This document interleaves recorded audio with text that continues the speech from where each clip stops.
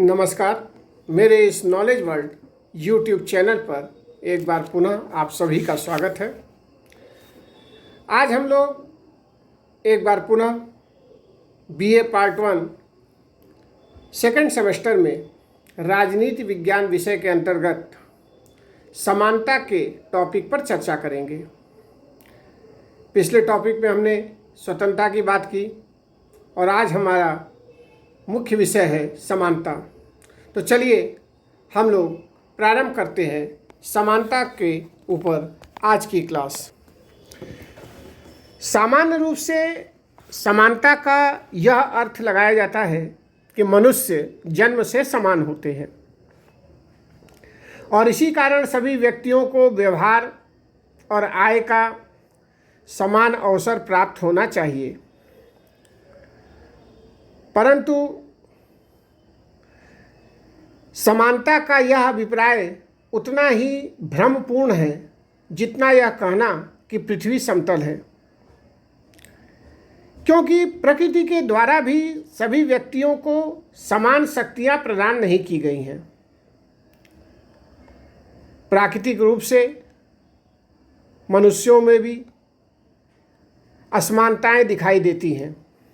कोई मोटा होता है, कोई पतला होता है, कोई लंबा होता है, कोई छोटा होता है। किसी की बुद्धि बहुत तेज होती है, कोई मंद बुद्धि वाला होता है। तो एक तरह से देखा जाए तो ये प्राकृतिक असमानता के उदाहरण हैं और इस प्रकार की असमानता की धारणा को समाज द्वारा अपनाया जाना अनुचित ही नहीं बल्कि असंभव भी है। जहाँ तक हम वर्तमान समय में समाज में जिस प्रकार की असमानता को देखते हैं, उस असमानता के कारण दो हैं और इन दो प्रकार के कारणों के आधार पर असमानता भी दो प्रकार की होती है। एक असमानता वह है जो प्राकृतिक रूप से है और दूसरी असमानता वो है जो सामाजिक रूप से है। और इस बात से इनकार नहीं किया जा सकता है कि प्राकृतिक असमानता को दूर नहीं किया जा सकता है, ये एक असंभव कार्य है। लेकिन जो समाज में अन्य प्रकार की असमानता है और जिसका उदय समाज द्वारा ही हुआ है, उसे कहीं न कहीं हम समानता में बदल सकते हैं, क्योंकि ये समानता नहीं है बल्कि विषमता उत्पन्न की गई है। ये प्राकृतिक रूप से नहीं है बल्कि समाज के द्वारा उत्पन्न की गई है। एक तरह से कहा जाए तो राजनीति विज्ञान की एक धारणा के रूप में समानता का तात्पर्य सामाजिक विभिन्नताओं द्वारा उत्पन्न इस असमानता के अंतर से है, जिसका तात्पर्य है कि राज्य में सभी व्यक्तियों को व्यक्तित्व के विकास के समान अवसर दिए जाने चाहिए, जिससे कि किसी व्यक्ति को यह कहने का अवसर न मिले कि यदि उसे भी पर्याप्त सुविधाएं मिलती तो वह भी अपने जीवन का विकास कर सकता था। इस तरह से कहा जा सकता है कि समानता का तात्पर्य ऐसी परिस्थितियों के निर्माण से होता है जिसके कारण व्यक्तियों को अपने व्यक्तित्व के विकास के हेतु समान अवसर प्राप्त हो सके और इस प्रकार समाज में जो व्याप्त विषमता है या असमानता है उसका अंत हो सके। लास्की ने भी इसी प्रकार का विचार दिया है। उसने लिखा है कि समानता मूल रूप से समानीकरण की एक प्रक्रिया है, इसीलिए समानता का आशय विशेषाधिकारों के अभाव से है। इसका एक आशय यह भी है कि सभी व्यक्तियों को विकास हेतु पर्याप्त अवसर प्राप्त होने चाहिए। अब हम लोग समानता के जो विभिन्न पक्ष हैं या उसके जो प्रकार हैं समाज में, उसके ऊपर भी कुछ चर्चा करते हैं। देखा जाए तो समानता वर्तमान समय की संभवतया सर्वाधिक लोकप्रिय धारणा है। सभी लोग समानता की बात करते हैं और विभिन्न विचारकों के द्वारा भी अपनी विचारधाराओं में अपने अपने तरीके से समानता की धारणा का प्रतिपादन किया है, जिसने समानता के विभिन्न रूपों या उसके विभिन्न आयामों को जन्म दिया है। समानता के विभिन्न आयाम या विभिन्न रूप इस प्रकार हैं। पहला, कानूनी समानता। दूसरा, राजनीतिक समानता। तीसरा, सामाजिक समानता। और चौथा, आर्थिक समानता। तो हम लोग अलग अलग इन चारों समानताओं के बारे में थोड़ी चर्चा कर लें। सबसे पहले हम लोग बात करते हैं कानूनी समानता, जिसे विधिक समानता या न्यायिक समानता भी कहते हैं, उसके बारे में। जहाँ तक कानूनी समानता की बात है तो उसका अर्थ है कि राज्य के द्वारा अपने नागरिकों के साथ मनमाना व्यवहार नहीं किया जाना चाहिए। कानून की दृष्टि में राज्य के सभी नागरिक समान हों और राज्य में सभी नागरिकों को कानून का समान संरक्षण प्राप्त हो। जैसा कि हम देखते हैं, ब्रिटिश संवैधानिक व्यवस्था में विधि का शासन कानूनी समानता की स्थिति को प्राप्त करने की एक व्यवस्था है। कानूनी समानता में मुख्यतः निम्नलिखित बातें आती हैं, जैसे कानून के समक्ष समानता। इसका अर्थ है कि कानून के सामने सभी व्यक्ति समान हैं।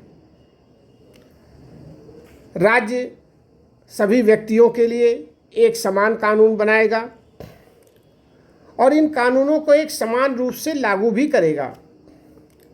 राज्य के द्वारा जन्म, वंश, लिंग, धर्म, जाति, जन्म स्थान, अमीर गरीब, ऊंच नीच इत्यादि के आधार पर कानूनी रूप से कोई भेदभाव नहीं किया जाएगा।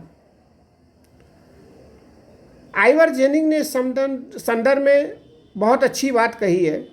उनका कहना है कि समान परिस्थितियों में सभी व्यक्तियों के साथ कानून का व्यवहार एक समान होना चाहिए।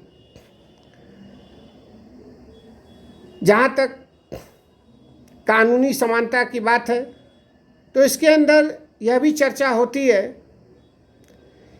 कि कानून का समान संरक्षण सभी को प्राप्त होना चाहिए, क्योंकि राज्य कानूनों के माध्यम से अपने नागरिकों को जो स्वतंत्रताएं प्रदान करता है तथा शिक्षा, स्वास्थ्य और जीवन के अन्य क्षेत्रों में जो सुविधाएं देता है,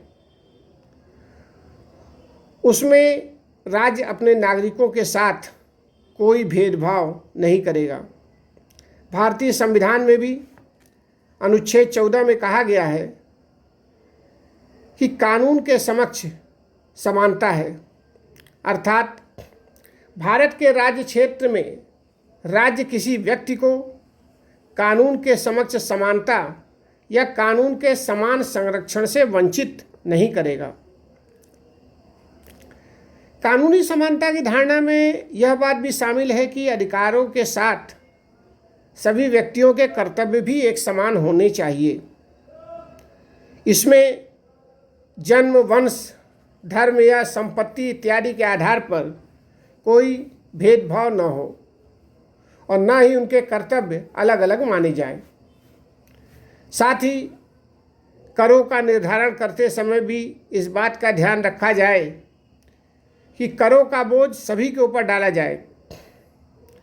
यद्यपि कर देने की क्षमता के आधार पर भेद किया जा सकता है, जैसे धनी व्यक्तियों पर करों का अधिक बोझ पड़ता है और निर्धन व्यक्तियों पर करों का कम बोझ या न के बराबर बोझ पड़ता है। जहाँ तक कानूनी समानता की बात है तो यह भी है कि राज्य भेदभाव कर सकता है, लेकिन वह भेदभाव विवेक संगत होना चाहिए। जैसे यदि किसी वर्ग विशेष को विशेष सुविधाएं प्रदान की जाती हैं तो समानता का सिद्धांत इसका निषेध नहीं करता। बस शर्त इतनी है कि उस स्थिति में उस वर्ग के सब लोगों पर वे समान रूप से लागू हों। जैसे हम उदाहरण के तौर पर देखें तो राज्य ऐसा कोई कानून बना सकता है कि अमुक राशि से कम आय वाले लोगों को सरकारी दुकानों से सस्ता अनाज मिलेगा, या ऐसे परिवारों के बच्चों को शिक्षण शुल्क में छूट दी जाएगी। जहाँ तक हम भारतीय राज्य व्यवस्था की बात करते हैं या भारतीय संविधान की बात करते हैं तो अनुसूचित जातियों और अनुसूचित जनजातियों को जो विशेष सुविधाएं प्रदान की गई हैं वे इसी श्रेणी में आती हैं। कानूनी समानता के बाद अब हम लोग चर्चा करते हैं राजनीतिक समानता की। राजनीतिक समानता का अर्थ है कि राजनीतिक प्रक्रियाओं को प्रभावित करने के अवसर सभी नागरिकों को समान रूप से प्राप्त होने चाहिए। राजतंत्र, कुलीन तंत्र या तानाशाही वाली व्यवस्था में राजनीतिक समानता की बात नहीं की जा सकती है। इसका अर्थ यह है कि राजनीतिक समानता की बात केवल उन्हीं शासन प्रणाली में हो सकती है जो लोकतांत्रिक शासन व्यवस्था में विश्वास रखते हैं। राजनीतिक समानता के अंतर्गत सामान्य रूप से निम्नलिखित समानताएं आती हैं, जैसे मतदान का अधिकार, क्योंकि मतदान का अधिकार राजनीतिक समानता की पहली शर्त है और इसका आशय यह है कि धर्म के आधार पर, जाति के आधार पर, संपत्ति के आधार पर, शिक्षा के आधार पर, लिंग के आधार पर किसी भी प्रकार का भेदभाव किए बिना सभी व्यक्तियों को मत देने का अधिकार हो। यद्यपि अवयस्क व्यक्तियों, पागल, दिवालिया या न्यायालय द्वारा दंडित व्यक्तियों को मताधिकार से वंचित किया जा सकता है। साथ ही राजनीतिक समानता में यह भी है कि नागरिकों को चुनाव में उम्मीदवार होने का अधिकार हो, उन्हें चुनाव लड़ने का अधिकार हो और यह अधिकार समान रूप से प्राप्त होना चाहिए। इसमें यह बात भी निहित है कि संविधान में उल्लिखित किन्हीं अयोग्यताओं से ग्रसित व्यक्तियों को उम्मीदवार होने के अयोग्य घोषित किया जा सकता है। जैसे हम भारत की बात करें तो भारत में जो जन प्रतिनिधित्व अधिनियम 1951 है उसमें ऐसी योग्यताओं का निर्धारण किया गया है जिसके आधार पर किसी व्यक्ति को चुनाव लड़ने से वंचित किया जा सकता है और यह राजनीतिक समानता के विरुद्ध नहीं है।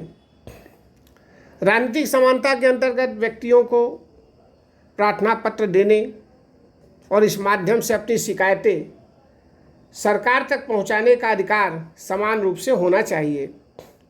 साथ ही राजकीय नियुक्तियों, राजकीय सम्मान प्राप्त करने के लिए सभी को समान रूप से अधिकारी समझा जाना चाहिए। यद्यपि शिक्षा के आधार पर, सेवा के आधार पर या किसी विशेष योग्यता के आधार पर इस संबंध में भी भेदभाव किया जा सकता है। राजनीतिक समानता के अंतर्गत अपने विचारों की अभिव्यक्ति तथा किसी भी राजनीतिक दल या संगठन के निर्माण का भी अधिकार सबको समान रूप से प्राप्त होना चाहिए। अब हम लोग सामाजिक समानता की भी कुछ चर्चा कर लेते हैं। समानता का एक महत्वपूर्ण पक्ष सामाजिक समानता है। सामाजिक समानता का आशय यह है कि समाज और सामाजिक जीवन में सभी व्यक्तियों को समान समझा जाना चाहिए और धर्म के आधार पर, जाति के आधार पर, वंश के आधार पर, लिंग के आधार पर या इनमें से किसी एक के आधार पर व्यक्ति व्यक्ति में कोई भेदभाव नहीं किया जाना चाहिए। यद्यपि अतीत में कई देशों में दास प्रथा, जैसे अमेरिका और अन्य कई देशों में, अफ्रीका में दास प्रथा का प्रचलन था, दक्षिण अफ्रीका जैसे देश में वर्ण के आधार पर भेदभाव की स्थिति थी। अमेरिका में निग्रो लोगों और भारत में दलित वर्ग के प्रति अपमानजनक व्यवहार किया जाता था। ये सभी स्थितियां कहीं न कहीं सामाजिक समानता के सिद्धांत के विरुद्ध हैं। यद्यपि भारतीय संविधान के द्वारा प्रदान किए गए मौलिक अधिकारों में सामाजिक समानता के अधिकार की विशेष व्यवस्था की गई है और भारतीय संविधान के अनुच्छेद 17 में अस्पृश्यता को एक दंडनीय अपराध घोषित किया गया है। एक तरह से कहा जाए तो सामाजिक समानता की मांग है कि समाज में सती प्रथा, कन्या हत्या जैसी अमानवीय स्थितियों का कोई प्रचलन न हो। जहाँ तक सामाजिक समानता की बात है तो मुख्य रूप से इसमें कुछ बातें आती हैं, जैसे पहला कि वंश, धर्म, जाति और वर्ण के आधार पर किसी को श्रेष्ठ या किसी को हीन न समझा जाए, स्त्रियों को पुरुषों से कम अधिकार न दिए जाएं। यहाँ तक कि सामाजिक समानता की यह भी मांग है कि स्त्रियों को पुरुषों के बराबर सम्मानजनक स्थिति व्यवहार में भी प्राप्त होनी चाहिए। इस तरह से हम देखते हैं कि सामाजिक समानता एक ऐसे समाज की स्थापना पर बल देती है जिसमें मनुष्य के बीच सामाजिक संबंधों को बढ़ावा मिले। इसके साथ ही सामाजिक दृष्टि से पिछड़े लोगों को उन्नति के पर्याप्त अवसर मिले। सामाजिक समानता का अर्थ यह भी नहीं है कि राज्य स्त्रियों, बच्चों, पिछड़े वर्गों, दिव्यांगों इत्यादि के लिए विशेष सुविधाएं न जुटाए, बल्कि सामाजिक समानता की यह मांग है कि सभी कमज़ोर वर्गों के लिए विशेष सुविधाओं की व्यवस्था होनी चाहिए। परंतु इतना ज़रूरी है या इसकी एक आवश्यक शर्त यह है कि विशेष सुविधाएं प्रदान करने के संबंध में व्यक्ति के बीच ऐसा कोई भेदभाव न हो जिसे न्याय संगत न ठहराया जा सके। एक तरह से कहा जाए तो सामाजिक समानता सामाजिक जीवन की स्थिति है और इसे केवल कानून के माध्यम से प्राप्त नहीं किया जा सकता, बल्कि इसमें समाज की भी भूमिका बहुत महत्वपूर्ण है। अब हम लोग चर्चा करते हैं आर्थिक समानता की।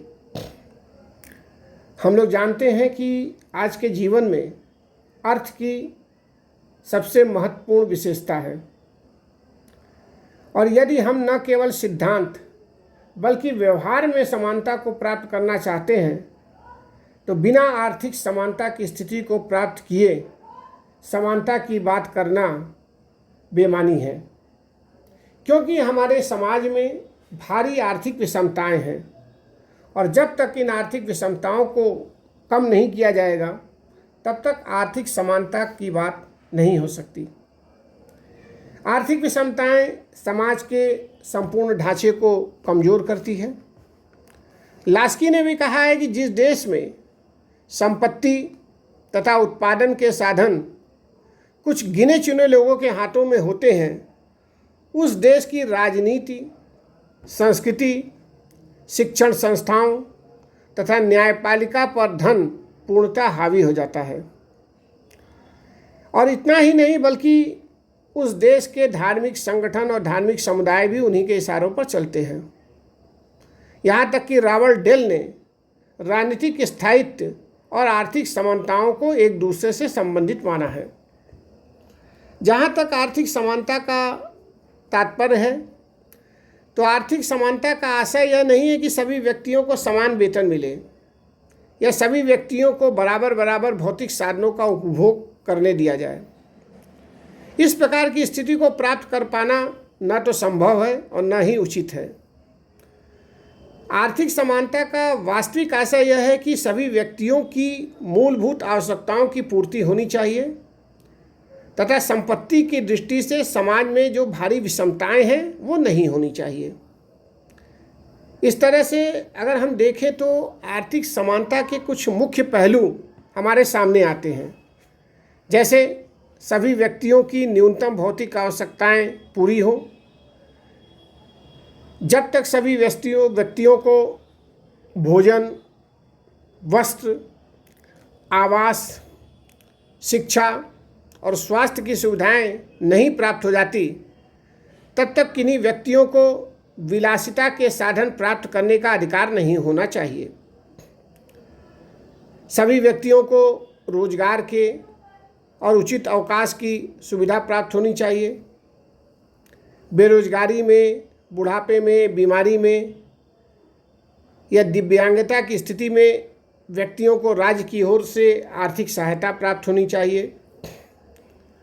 पुरुषों और महिलाओं को समान काम के लिए समान वेतन मिलना चाहिए और ऐसी व्यवस्था की जानी चाहिए कि महिलाओं और बच्चों का उनकी आर्थिक मजबूरियों के कारण शोषण न हो सके। साथ ही सभी व्यक्तियों को ऐसे अवसर प्राप्त होने चाहिए कि उनके द्वारा अपने व्यक्तित्व का विकास किया जा सके। राष्ट्र की संपत्ति तथा उत्पादन के साधन कुछ व्यक्तियों के हाथों में केंद्रित नहीं होने चाहिए। इस संदर्भ में ऐसी व्यवस्था होनी चाहिए कि कुछ व्यक्ति उत्पादन के साधनों पर स्वामित्व के आधार पर अन्य व्यक्तियों का शोषण न कर सके। साथ ही भीषण आर्थिक विषमताओं का अंत किया जाना चाहिए। तो एक तरह से देखा जा सकता है कि पूर्ण रूप से तो आर्थिक समानता की स्थिति प्राप्त करना संभव नहीं है, लेकिन राज्य की नीति ऐसी होनी चाहिए जो समानता की दिशा में आगे बढ़े और विषमता को कम कर सके। तो इस तरह से हमने देखा कि समानता के ये 4 मुख्य आयाम हैं। अब कभी कभी यह प्रश्न आता है कि स्वतंत्रता और समानता का क्या संबंध है। स्वतंत्रता और समानता के संबंध पर भी हम लोग थोड़ी चर्चा कर लेते हैं। स्वतंत्रता और समानता के जहाँ तक पारस्परिक संबंधों की बात है, तो इसके विषय पर राजनीति विज्ञान से जुड़े विद्वानों में मतभेद है। कुछ विद्वान मानते हैं कि स्वतंत्रता और समानता में एक दूसरे के विरोधी हैं। वहीं कुछ विद्वानों का यह मानना है कि स्वतंत्रता और समानता एक दूसरे से घनिष्ठ रूप से संबंधित हैं। यहाँ हम सबसे पहले बात करते हैं उन विद्वानों की जो कहते हैं कि स्वतंत्रता और समानता एक दूसरे के विरोधी हैं। इन विद्वानों का मानना है कि स्वतंत्रता अपनी इच्छा अनुसार कार्य करने की शक्ति का नाम है और वहीं समानता का तात्पर्य प्रत्येक प्रकार के सभी व्यक्तियों को समान समझने से है। इन विद्वानों का मानना है कि यदि सभी व्यक्तियों को स्वतंत्रता प्रदान कर दी जाती है तो जीवन के परिणाम नितांत असमान होंगे और शक्ति के आधार पर सभी व्यक्तियों को अगर समान कर दिया जाए तो यह समानता स्वतंत्रता को नष्ट कर देगी। केवल सामान्य व्यक्ति ही नहीं बल्कि डी टाकविले और लॉर्ड एक्टन जैसे राजनीति विज्ञान के प्रसिद्ध विद्वानों का भी यह विचार है कि स्वतंत्रता और समानता एक दूसरे के विरोधी हैं। लॉर्ड एक्टन ने तो कहा है कि समानता की उत्कृष्ट अभिलाषा के कारण स्वतंत्रता की आशा ही व्यर्थ हो गई है। परंतु अगर हम टॉकविले और लॉर्ड एक्टन आदि विद्वानों के विचारों को देखें तो यह विचार पूर्णतः सत्य नहीं दिखाई देता। वस्तुतः लॉर्ड एक्टन आदि विद्वानों द्वारा स्वतंत्रता और समानता के जिस रूप की कल्पना की गई है वैसा रूप समाज में प्राप्त नहीं हो सकता और न ही राजनीति विज्ञान में स्वतंत्रता और समानता को उस रूप में स्वीकार किया जा सकता है। इस संदर्भ में लास्की ने लिखा है कि डी टाकविले और लॉर्ड एक्टन के मस्तिष्क में स्वतंत्रता के प्रति उत्कृष्ट अभिलाषा होने के कारण ही उनके द्वारा स्वतंत्रता और समानता को परस्पर विरोधी समझा गया, किंतु यह एक गलत निष्कर्ष है और इसका कारण है कि उनके द्वारा समानता का तात्पर्य गलत रूप से लिया गया है। इसी तरह सभी व्यक्तियों को अपनी इच्छानुसार कार्य करने की स्वतंत्रता तो हॉब्स के बर्बर समाज में ही प्राप्त थी, जिसमें वास्तविक अर्थ में कोई भी स्वतंत्र नहीं था। इसी प्रकार सभी व्यक्तियों की प्राकृतिक समानता या आय की समानता तो एक स्वप्नलोकीय वस्तु है, जिसे समानता पर आधारित साम्यवादी शासन की व्यवस्था के प्रमुख स्टालिन ने भी मूर्खतापूर्ण बकवास कहा था। इस तरह राजनीति विज्ञान में स्वतंत्रता और समानता का जो तात्पर्य लिया जाता है, उस अर्थ में स्वतंत्रता और समानता एक दूसरे के विरोधी नहीं बल्कि एक दूसरे के पूरक है।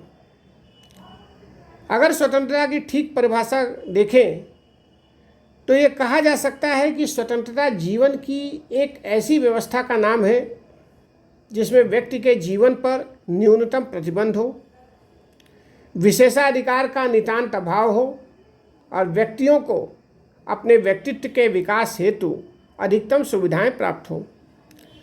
इसी प्रकार समानता की अगर सही रूप में परिभाषा देखें तो ये कहा जा सकता है कि समानता का तात्पर्य ऐसी परिस्थितियों के अस्तित्व से होता है जिसके अंतर्गत सभी व्यक्तियों को अपने विकास के लिए समान अवसर प्राप्त हो और उस असमानता या विषमता का अंत हो सके जो समाज के मूल में है। इस तरह हम देखते हैं कि स्वतंत्रता और समानता की इन परिभाषाओं के अनुसार स्वतंत्रता और समानता दोनों का ही उद्देश्य मानवीय व्यक्तित्व का उच्चतम विकास है और ऐसी स्थिति में स्वतंत्रता और समानता एक दूसरे के सहायक हैं, सहयोगी हैं, एक दूसरे के पूरक हैं, आपस में वो विरोधी नहीं हैं। एक्टन ने लिखा है कि विरोधाभास यह है कि समानता और स्वतंत्रता जो कि परस्पर विरोधी विचार के रूप में प्रारंभ होते हैं, अगर हम इनका विश्लेषण करें तो विश्लेषण करने पर एक दूसरे के लिए आवश्यक हो जाते हैं। यह सत्य है कि समानता के अर्थ की उचित व्याख्या स्वतंत्रता के संदर्भों में ही की जा सकती है। यदि समान अवसरों के द्वार सबके लिए खुले रहते हैं तो व्यक्ति अपनी रुचि और योग्यता के अनुसार अपनी शक्तियों का विकास कर सकता है। लास्की ने भी माना है कि संपत्ति की असमानता स्वतंत्रता की विरोधी है। साधनों के अभाव के कारण निर्धन व्यक्ति न्यायालयों में उचित न्याय नहीं प्राप्त कर पाते और मुकदमेबाजी की लंबी प्रक्रिया से धनी लोग अपने निर्धन लोगों को या निर्धन पड़ोसियों को तबाह कर देते हैं।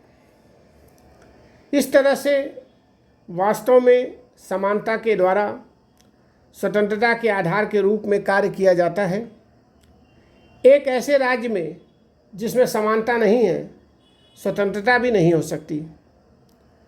इस तरह से हम कह सकते हैं कि यदि राजनीतिक समानता नहीं होगी तो स्वतंत्रता व्यर्थ हो जाएगी और जनता के एक बहुत बड़े भाग को शासन में कोई भागीदारी प्राप्त नहीं होगी। यदि नागरिक समानता नहीं होगी तो जो व्यक्ति नागरिक अयोग्यताओं से पीड़ित हैं उन्हें स्वतंत्रता उपलब्ध नहीं होगी।